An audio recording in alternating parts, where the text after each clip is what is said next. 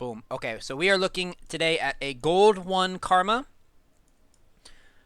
Let's look at the runes that you use. I'm assuming you use pretty static rune build for Karma. I would definitely look at switching to Nimbus Cloak for Karma, but this is just a preference. These are pretty greedy when you could be going Font of Life and Revitalize. Let me see if you're using the same rune page every game, though. Yeah, it looks like you go pretty much the exact same rune page, actually, every game.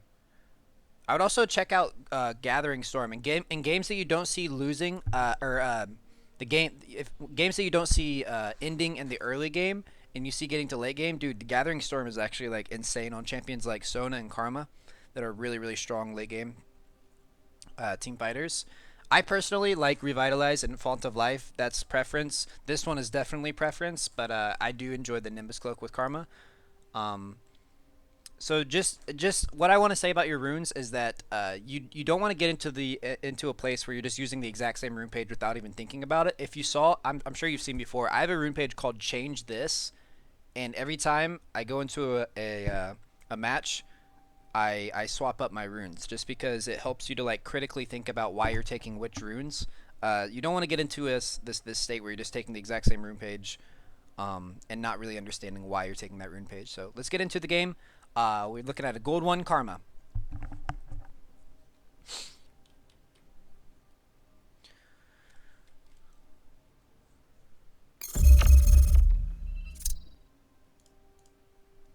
We are looking at blue team's vision.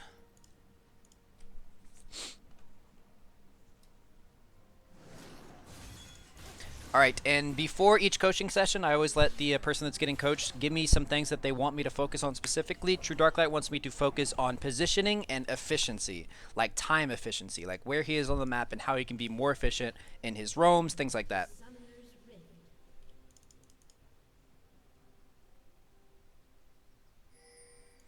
Okay, so you know how I start games. If I'm on this side of the map, I don't trust my teammates because look, you have a gigantic gap in your vision here. I always walk down, ward this one, and stack in this one, or vice versa. I never leave it up to my teammates to actually get defensive vision out because they don't. They don't. They do this shit where they just sit in a bush and wait to get invaded on. It's so stupid. I mean, you guys see how often that shit works in high diamond. Like, invades are abused for a reason. So I would always suggest when you're on this side, come down here, ward this, and get right up here. If you left base the second that you could, that gives you about 4 seconds. If they invaded the second that they could, you have about 4 seconds when you get to this bush after warding before they arrive. Plenty of time to set up. So this is just nonsense going on. Looks like you're reacting to it. Nothing really is going to go down here, it doesn't look like. Oh, they did burn Volibear's Flash, though.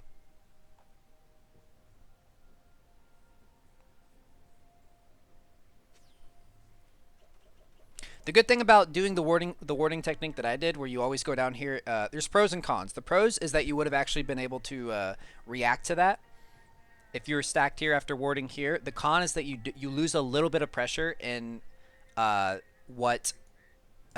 the early laning phase because you can't ward a bush. But good ward, good ward. See, so you can spot bullshit like this, little cheeser dogs. Okay. Just a mechanical misplay on the Mantra Q. Wowzers.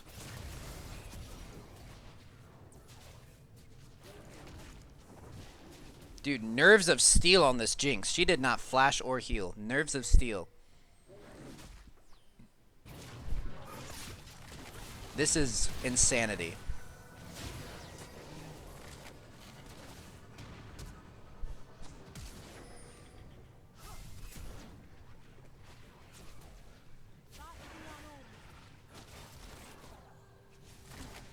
There you go. Okay.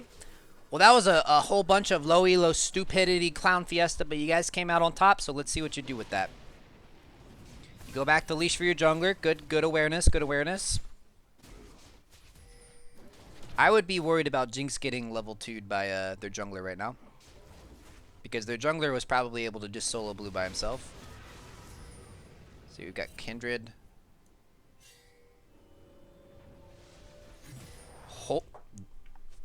This is amazing.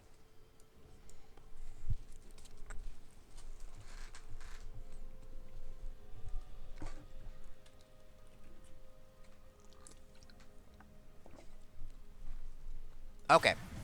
So there goes Jinx's flash. And there goes Jinx. This is really something.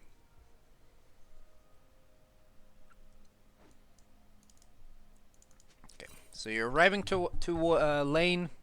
Don't really have an ADC, so you need to be playing pretty safely. Pyke still only has his hook. He hasn't hit level 2 yet. So you don't need to, you know, cower. But right around here is where you can stay, as long as you're staying behind the minions. Good respect on the Pyke.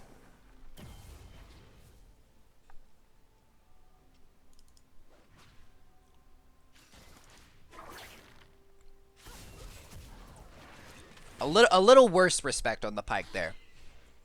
You seem to know that you needed to respect him right there, but then you kind of placed yourself in an equally dangerous spot, and it's probably because you're comfortable with Jinx there. But we got to remember, Jinx is not really going to be doing anything for you this early in the game. Like here, you're respecting Pyke really, really well. At this point, I would just be waiting for the wave to push to you, because you've lost vision of Pyke. You know he's in there somewhere. You guys are just kind of asking to get hooked. If that hooks you, you're in a much worse position.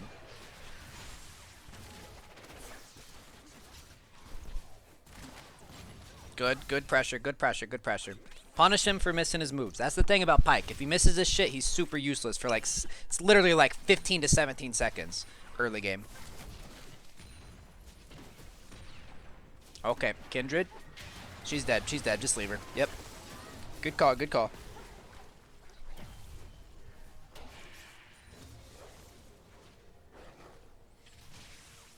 Man, this is a bloody game. You are struggling to even hit level 1. You'll hit level 2, sorry. You'll hit level 2 off this wave though. Another missed mantra Q. Yeah, okay, but here's the thing. Like, it's hard to coach like mechanics, you know what I mean? Like, if you miss the skill shot, that's just, unless it's a blatant like you're not being patient enough, like everyone misses skill shots. So I'm not going to sit here and dog you on like all your missed skill shots. It's just, unless I'm seeing you like be belligerently impatient with it, or shooting it when you shouldn't have even shot it. But missed skill shots happen. It happens to everyone.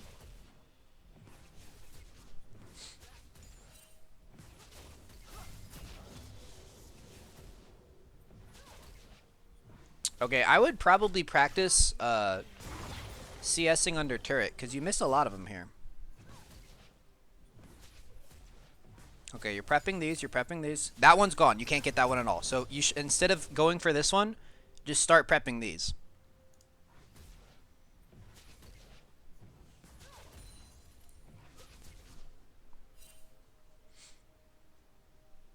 Yeah, a lot of people have this idea that like, oh, you can get every single CS under the turret if you do it right. You need to be able to recognize that, especially at low levels. Some champions just can't farm under turret. Like, you don't have the attack speed, you don't have the abilities. So I would go into a custom and just farm under turret. Just 5 minutes. It really doesn't take long. Once you know like the pattern.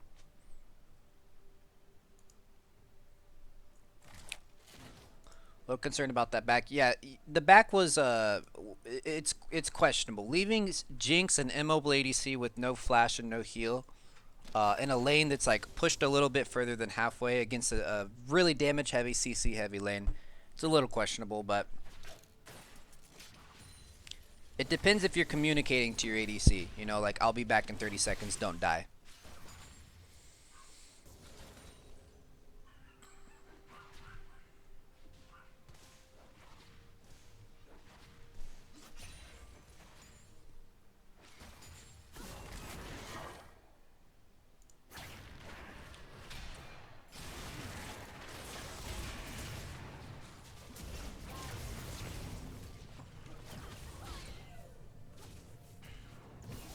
In an all-in lane, I know the general gist of Karma is that you Mantra Q in lane and Mantra E in team fights, but don't be afraid of Mantra Eing in lane as well. This should be pretty good. Oh, you got someone collapse him as well.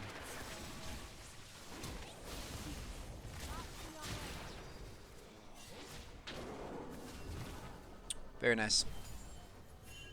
At this point, he's gone. There's literally nothing you can do to change that outcome. Sit here and push this wave. So if you want to talk about efficiency, this is not being efficient with your time. Anything that you do here is not going to change the outcome. Where you could be pushing this lane up. You could be pushing this wave up. Denying them CS even faster.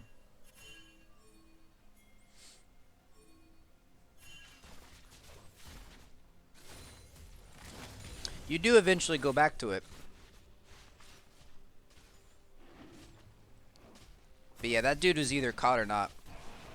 The most you could have done there is put an E on Jinx, and I just don't think it was going to change the outcome. He was either dead or he was gone.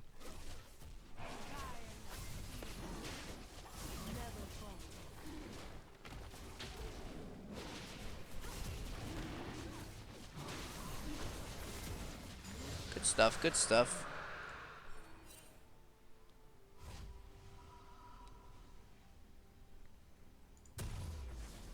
Okay. So, why did you back here? Solo queue is basically about getting 5 people on the same page. Should these guys be roaming up here? Maybe not. They're clearly not going to change this outcome. This guy's either dead or not. Yeah, he's dead. But your team's wanting to commit to this. Whether they should or not, you need to be committing to that same thing, man. This is a very, very greedy back. When you could be coming over here and fucking shit up with them. Yeah, 2v3 here. I don't know how this turns out, but if you were here, this was easy cleanup for you guys. It shouldn't have happened in the beginning, in the first place. I know that, and you probably know that. But literally, solo queue is all about piling people. Which team can pile more people on to the same page? Get more people on the same page. That's the team that wins. I mean, I'm sure you've seen it hundreds of times before. Like, and you've heard me say this, 5 people doing the wrong call is way better than 3 people doing the wrong call. It's literally just like commit to what your team commits to. If you can't change the outcome, or if you can't change their opinion into like what you think should be the right call, just commit to whatever they do. Because yeah, if you had gone there, that would have been easy team fight.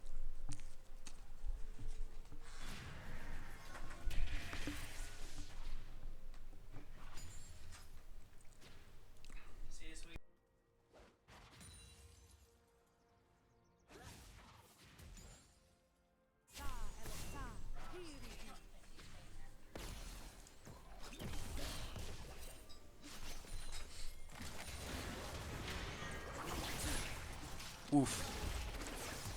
See what I mean? I just think that a Mantra E would have been way more valuable there. I'm glad you guys won it, though. Oop. Alright, let's not overcommit here, because Swain can turn on a dime real fast. So you should be basically committing as long as you can within reason. Okay, there you go. Easy. Good stuff.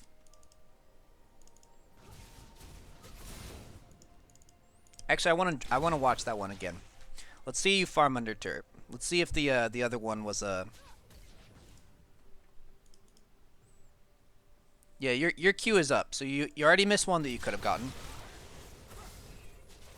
Yeah, I know you were playing it safe.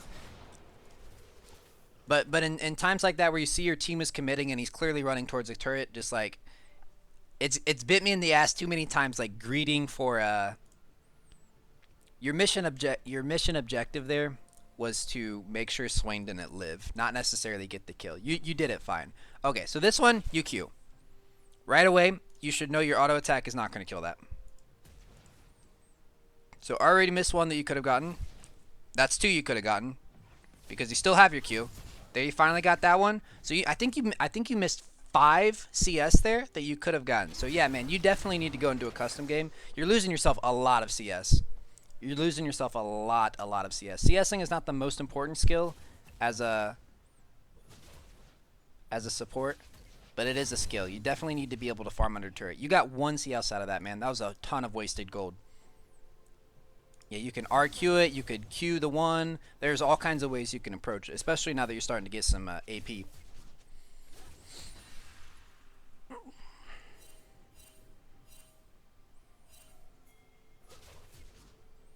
Yeah.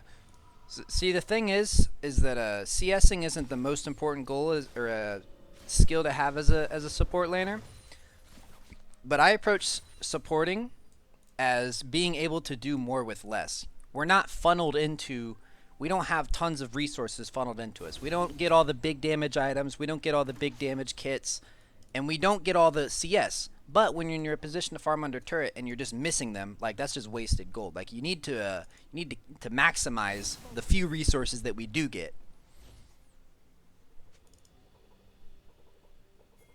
One's better than zero, yeah, but you need to hold yourself to a higher standard than that, man.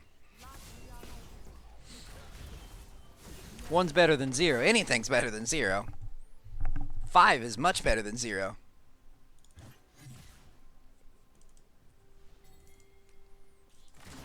So yeah, man, just spin like, and it really won't even take long at all to like once you know your limits, once you know like how many auto attacks this would take, once you get comfortable with like how much damage your auto attacks do on a certain champion, because I know you play this champ a lot.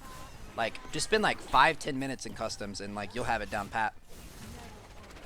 You'll be getting 150, 200 gold more a game. Sometimes can make the difference, man.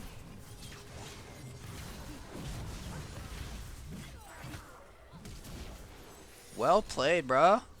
Well played, dude. Hell yeah. That was very well played. You knew your limits. You didn't get closer or further away than you needed to be. That was good. Give him the thumbs up.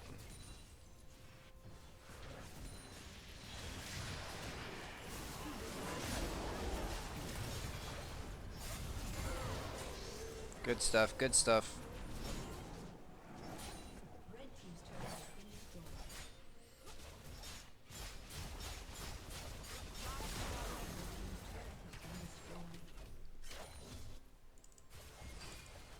Okay, so let's analyze the game a little bit here. We don't have another dragon for another minute. We're kind of floundering around mid lane. Maybe sticking around a little longer than we should. This is the right idea. Backing, doing it there is an incredibly inefficient use of your time because you know they're going to stop that. So yeah, I would be encouraging your team. You're getting lower and lower on HP. You're getting lower and lower on mana.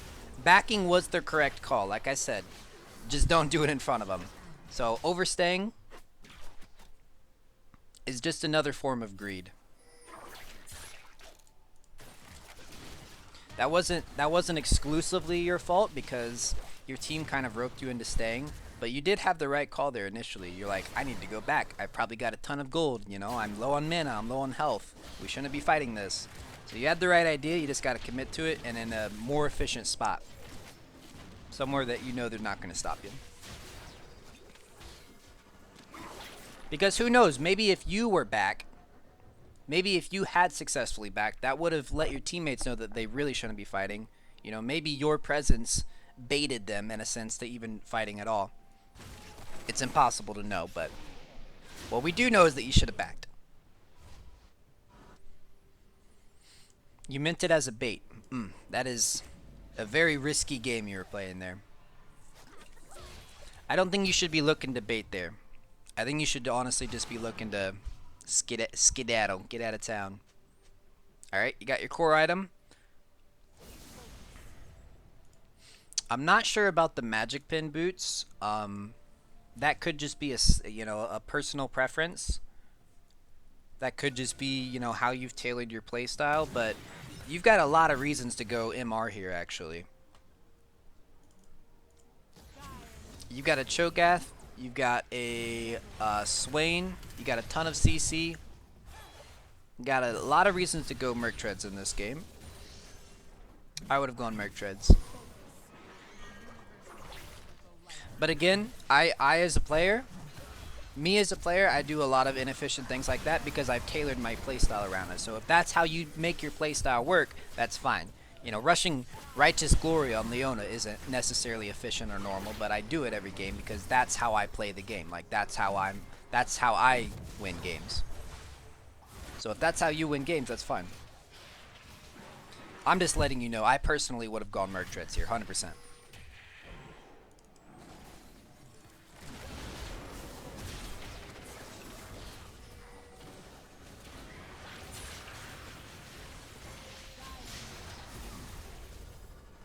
Good stuff. Good stuff.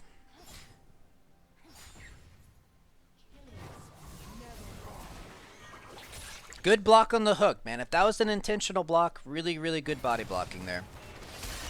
Didn't end up mattering, but it was still good. Good awareness.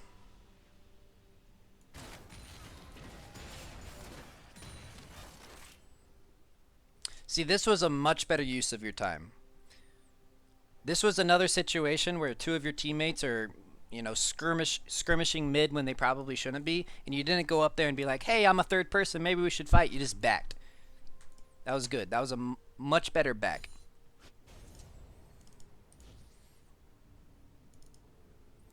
Alright, this is not your job. This is not your job to be clearing top.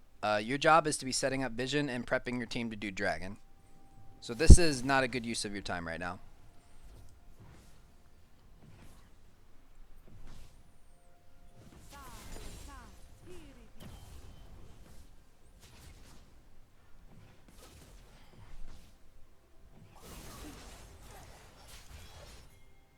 In a higher elo, the fact that the support went top would have been punished in a heartbeat, and they would have gotten dragon off of that.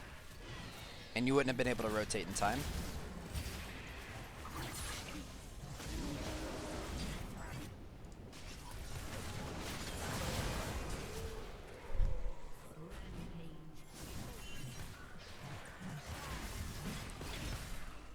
Yikes.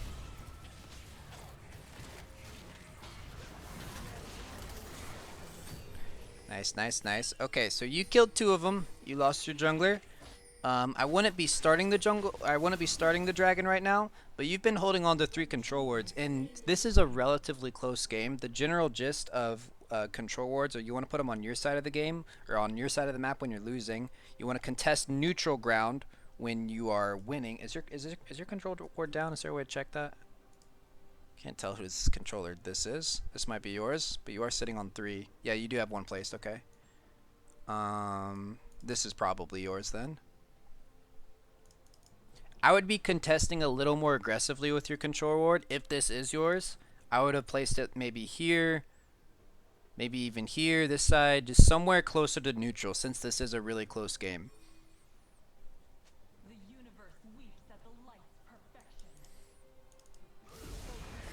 I kind of forgot about warding this match. Ooh, man, that's a big thing to forget, bro.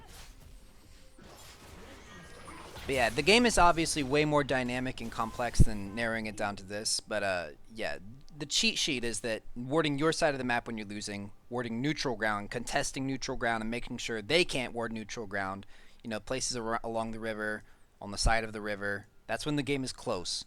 And then aggressively warding the shit out of their jungle and helping to close the game out and make catches when you're ahead.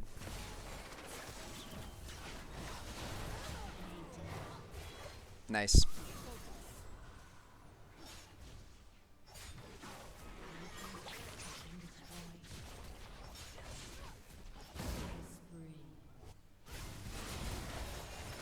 Ooh, hike. Getting out on a hope and a prayer. Sorry guys, I am only focusing on True Darklight's questions in chat right now just because this is his coaching session, but after this session I'd be happy to answer any questions you guys have.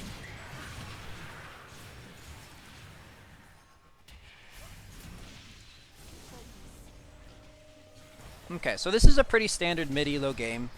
Good shit is happening, bad shit is happening. It's kind of just a back and forth turf war.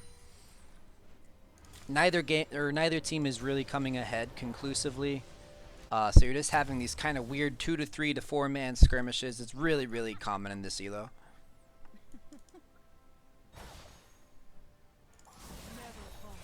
How do you watch a match like this? Yeah, it's a replay file.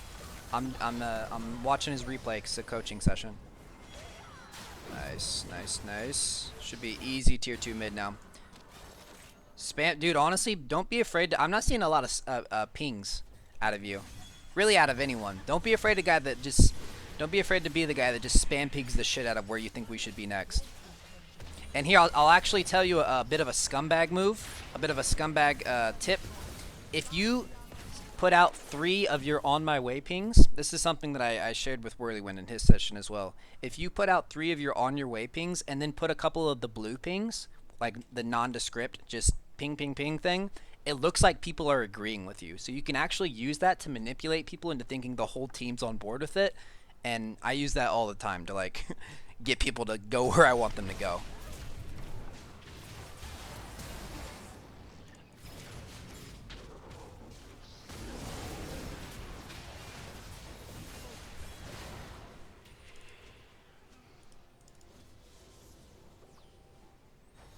Good stuff, good stuff. Yeah, man. Okay, so here's the problem that I have with your Magic Pin boots is that you aren't building to complement that at all. You're not really building AP, like not pure AP items. You're still building as a utilitist or utilitarian, whatever that would be. You're building utility items. You're basing your build around like jinx and things. So like you're not even like getting a lot of efficiency out of the Magic Pin. I would really look at that, man, and swap them out for either Tobbies or Merc Treads, depending on who's ahead in your game.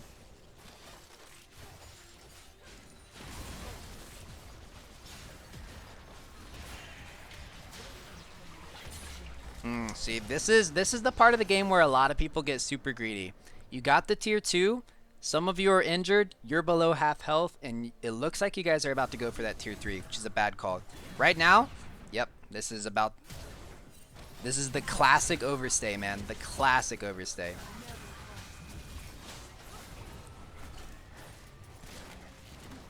Luckily, no one died. It looks like you're all going to get out. Oh, never mind, Jinx is dead. Classic overstay, man. So after you get that tier 2, like I said, man, you got to be a leader on your team. You got to be a leader on your team. After you get that tier 2, you need to be the player that realizes we're not going to be able to get the tier 3. We're not strong enough. You might have a bit of a gold lead. You might have a bit of momentum. But you got to be the guy that says like, hey, let's get the fuck out of here. Use your red pings on it and back out. If they listen, you can't change that. You can't change the fact of whether or not they listen, but you can make the call.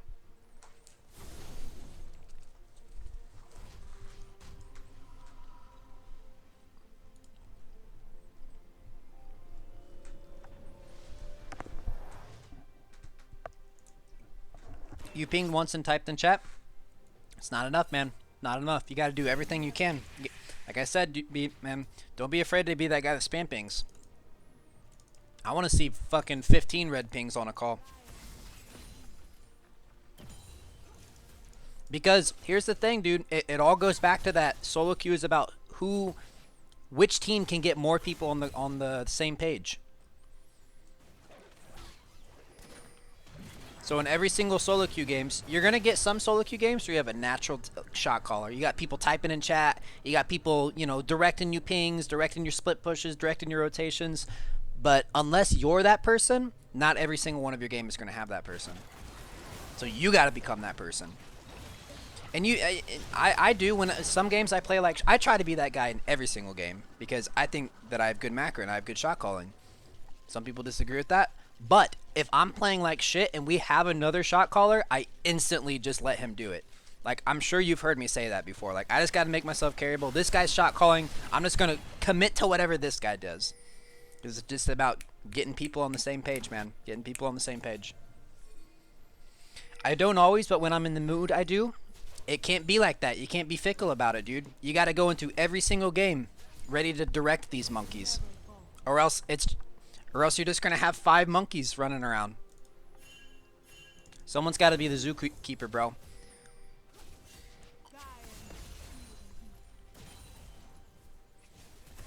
And you can say things like, oh, I do it when I'm in the mood to, or I pinged once, I typed once. It's not enough. It's not enough, dude. You got to do it a lot, and you got to do it consistently. And eventually, it'll just be your habit to do it. I mean, legit, dude. Next time I play, like tomorrow when I'm playing solo queue, watch how many times I ping.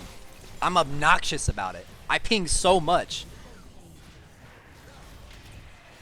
I ping my items, I ping my cooldowns, I ping fucking everything, bro. Did you know that Bear and Ern are brothers? I did not know that.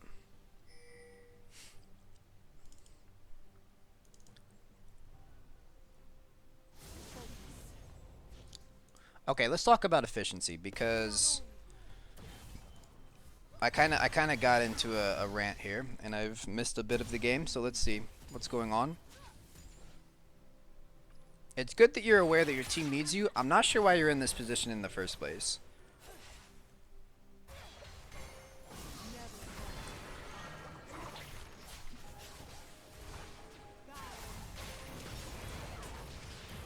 Okay, here I definitely would have thrown because your job here is to disengage with as many survivors as possible, right? You're not going to 2v3 these guys. Riven gets the kill on Pike, but at this point you're out of juice. You're not going to be able to fight these guys. So instead of throwing the Mantra Q at Pike, honestly I would have thrown it at him. I would have thrown it at these two and gotten the slow, and hopefully that would have given Riven enough time to throw it out. But it's just about going into it like knowing what your objective in these little skirmishes are. Like your objective there wasn't to kill him. It was to try to get people out. But you could also argue that your Mantra Q might have secured the kill on Pike.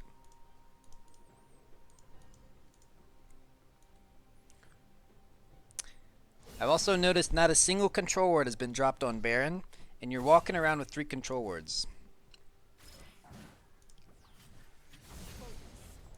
Here's the thing. It's good to always have a control word down, but don't be afraid to move that control word. Because if it's not really... I'm assuming this is yours, because I don't see any other control words out. I think that this is yours, and that's lasted a long time, but how much vision has that actually given you? How many fights have actually occurred right here? How many catches has this allowed you to make due to denying them vision there? If you drop this on the Baron, that is the easiest way to have pressure on the map. Literally, there is no easier way. That is so much. It's just like literal objective pressure. Like objective as in like truth, not like objective like team objectives. But like just dropping it there, it's like it puts pressure on the enemy because they need to eventually come over and check it. Even if you guys aren't planning to do Baron, dropping a word on it is like, oh my god. It's so good. It's the most efficient word you can get, even if it only lasts 2 minutes. Because it brings the enemy over to check it, where you can make picks, where you can... Yeah, man. Move this word. This is a shit word at this point.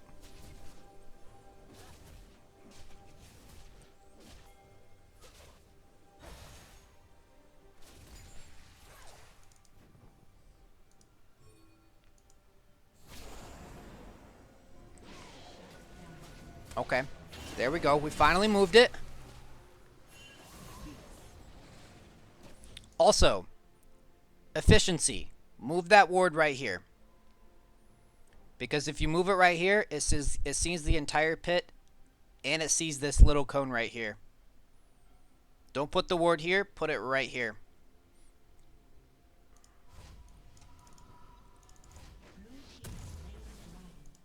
Okay, we got the dragon.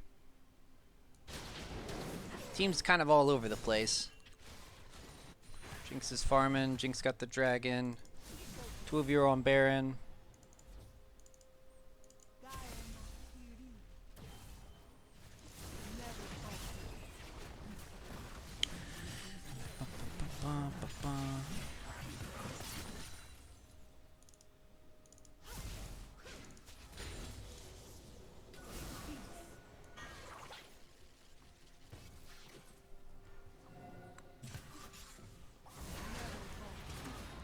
Oh lordy.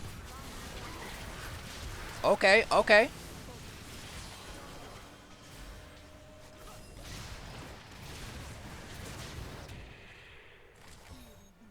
Alright, let's watch this.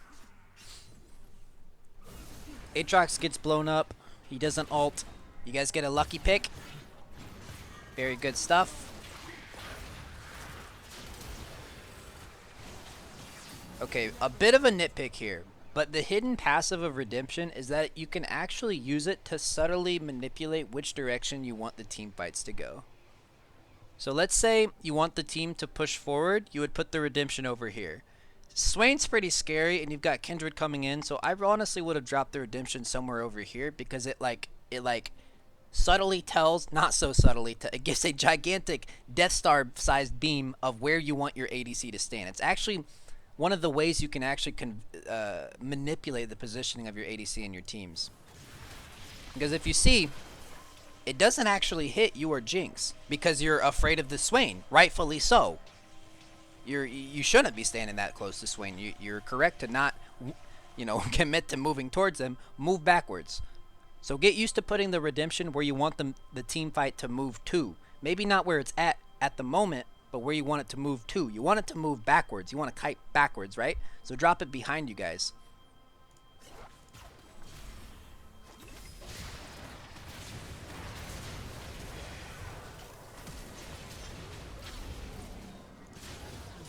See, Jinx would be sitting on a much healthier pool of health, HP, if we had a better redemption there. So yeah, man, think about it like that. Think about it like that. Don't just use redemption as a pure HP thing. As a recovery tool. Use it as a way to manipulate team fights the way you want them to go. Now, there's the pings I like. That's the ping I like, boys. Everyone's on board with it? All right, then you can stop pinging. Oh, this bitch still isn't on board with it? Ping the shit out of it some more. There we go. There we go. I like this. Ask for assistance. Hey, dumb fuck, we're doing Baron. Hey, idiot! Hey, dummy, wake up, we're doing Baron.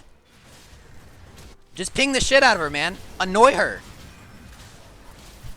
Oh my god. I fucking hate ADCs so much. Legitimately, that makes my blood boil.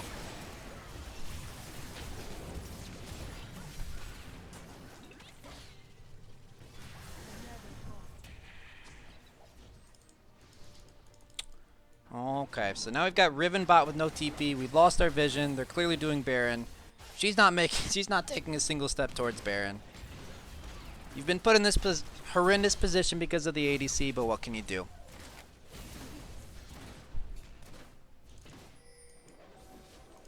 Yeah, at this point, don't even move towards it. Don't even move towards it. All you're gonna do here is get hooked by Swain, get hooked by Pyke. They've got the Baron. You just need to give it to them. You're tempting fate at this point, man.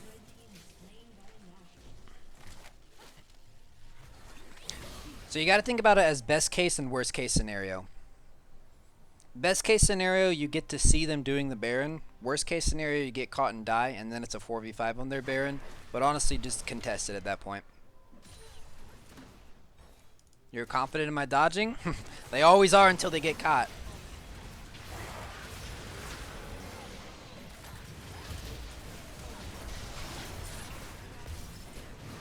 Wow.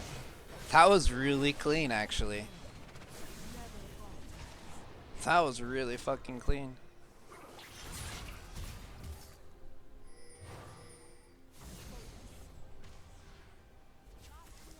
Good stuff, man. Good stuff.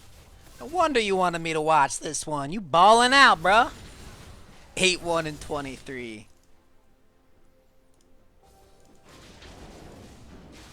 Alright, at this point, you guys are starting to overstay.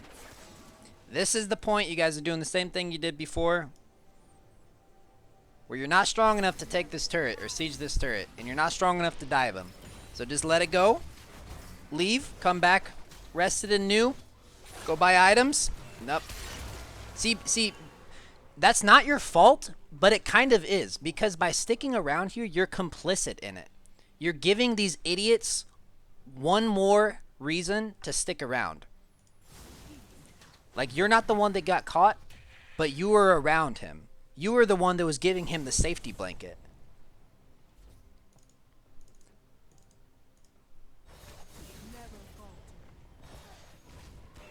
So yeah, that's like 98% his fault, but it's still kind of 2% your fault. Because his little potato brain thought, my teammate's around, I can do this, I can dive on their Baron for some reason.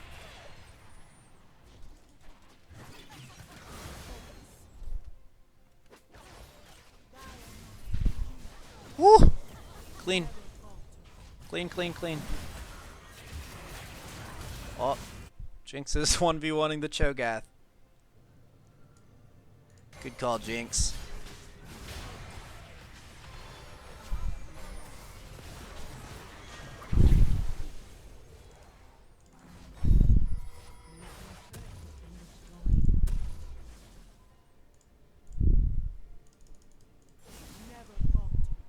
Yeah, this is a very, very good late game Karma build, except for the magic pin, man. I hope that at some point you sell those. Ooh, yeah, I don't know about this, man. This is actually one of the worst things I think I've seen you do. Is you go to mid when there's like a continuous skirmish going down on this part. You haven't reacted yet, bro. You gotta react. You gotta react, man. What are you doing up here? Did you know that lore-wise, Jinx cannot 1v1 Cho'Gath?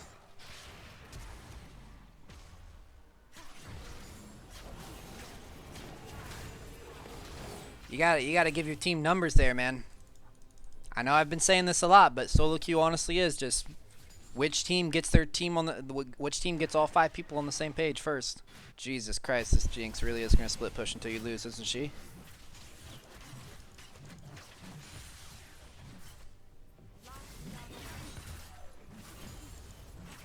What a moron.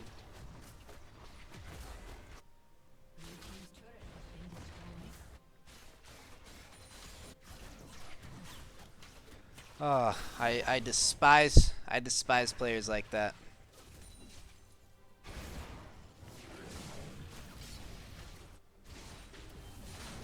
But what can you do? Alright, at this game you should honestly just accept that it's a 4v5. And try to stay grouped with your 4 as often as possible. And encourage your 4 to stay grouped. Maybe win a lucky 4v5. I had a match very, very similar to this on stream lately. Remember that Renekton that was split pushing and just refused to group?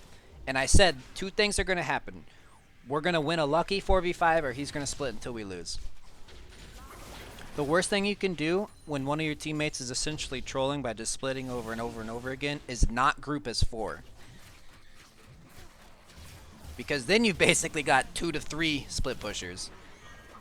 Man, this is a really frustrating way to go down though.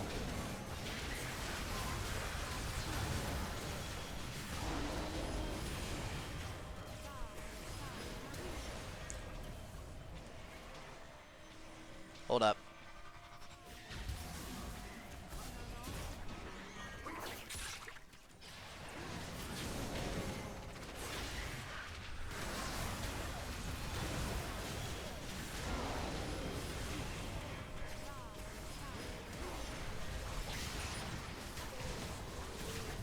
I mean, really, this team fight's going about as well as it should be. The only thing I can say is that you're positioning really well and really safely. It's all about the mantra E's late game, dude. Ooh! Wait a second. Wait a second. Watch your E. Watch your E cooldown. Oh wait, if I pause it, the cooldowns aren't accurate. Okay, hold on.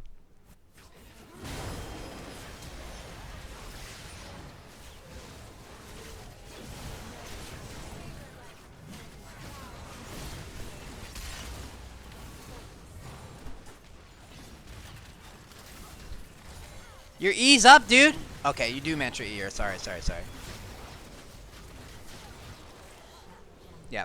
Okay, I didn't realize that pausing the client made the cooldowns continue ticking down. Riot, your replay client is so shit.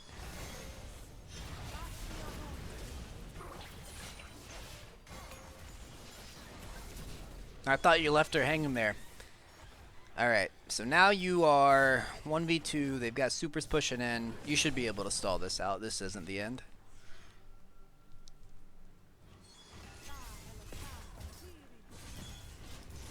That Cho'Gath is goddamn gigantic.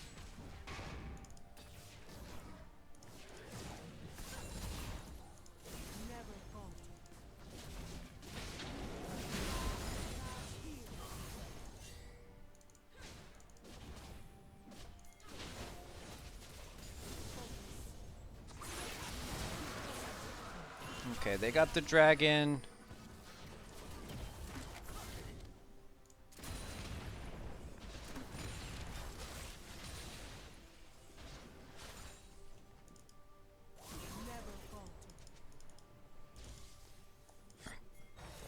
At this point, it's just going to come down to a 5v5 to win or lose the game. So let's see which team does it.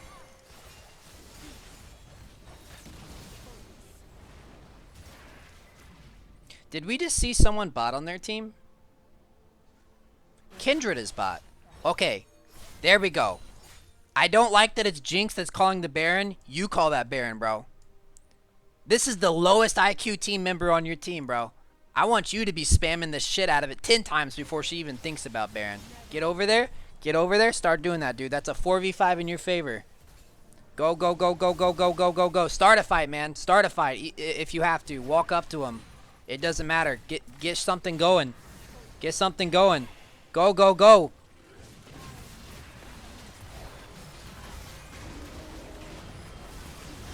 I think you guys win this. Yeah, no one's gotten any damage on Jinx.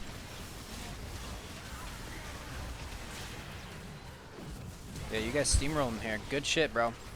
I don't like that you, one, let Jinx call the Baron, and two, let Volibear and Riven be the one to get out there all by themselves. But other than that, you guys are all on the same page, so that's really good. And you had good prioritization in who you should be peeling.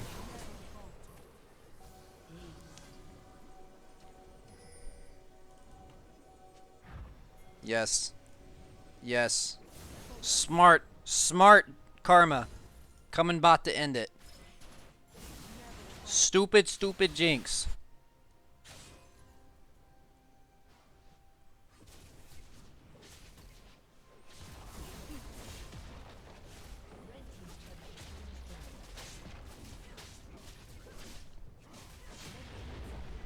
Oh man, this is sketch. You guys don't have the Jinx, I don't think you can end it. Just back out. Get the hell out of there, man. Nope, nope, nope. This is bad.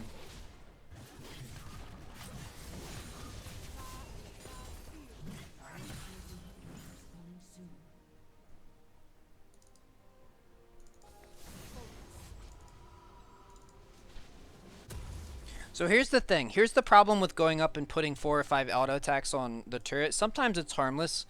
Sometimes you get that off and you aren't punished for it. But in situations like that, right now, red team should be looking to do a Baron. Because your guys' backs are stalled. They have all 5 people up. If nothing else, they can start the Baron. And you know, cause an uneven fight by causing people to come up and check it. Yeah, exactly. Very, very inefficient to be put in those 4 or 5 autos. Take that inhibitor and assess the situation. They're up in 7 seconds. There's no way 3 of us can end the game. Absolutely no way. So back and be ready for the Baron. Oh, this is the throw. Yep, it's unfortunate, man. It's unfortunate.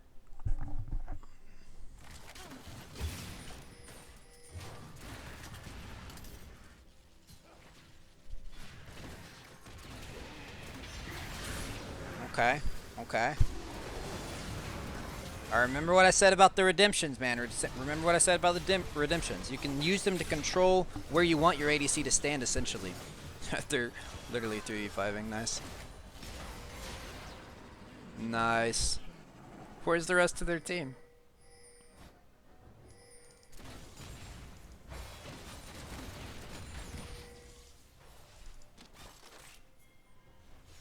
What an anticlimactic way for the game to end.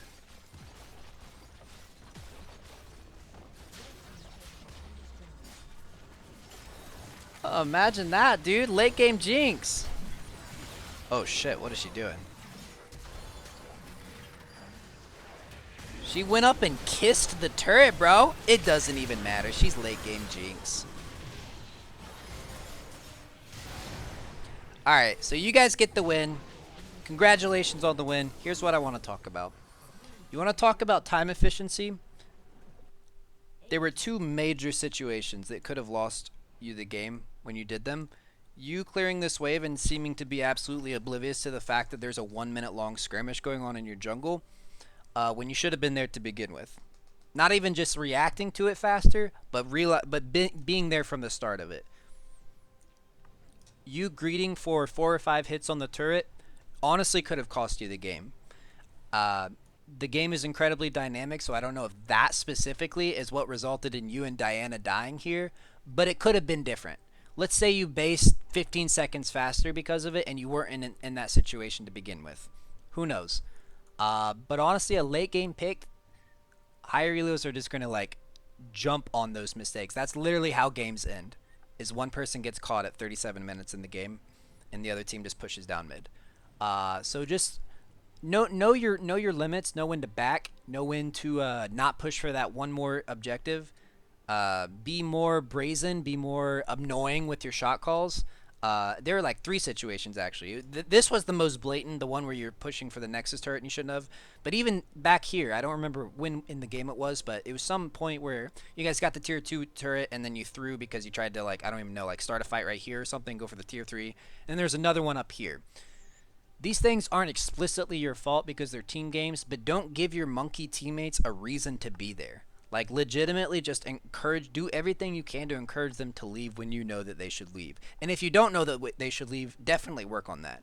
Also, like this is a really easily fixed problem, but learn to CS under turret, man, because you're missing like 200 gold a game off it. Um, those were the major issues that I saw, man. You had some clean mechanics. I really liked the flash over the wall. That was juicy. You seem to have a good handle on what your role as Karma is. I still don't like the magic pin boots. It just doesn't, unless you're mid lane Karma, like it just doesn't make sense. Um, but other than that, dude, yeah, I think if you start becoming more of a leader in your solo queue games, you're gonna do much better. So if you have any questions for me, now is the time, Darklight.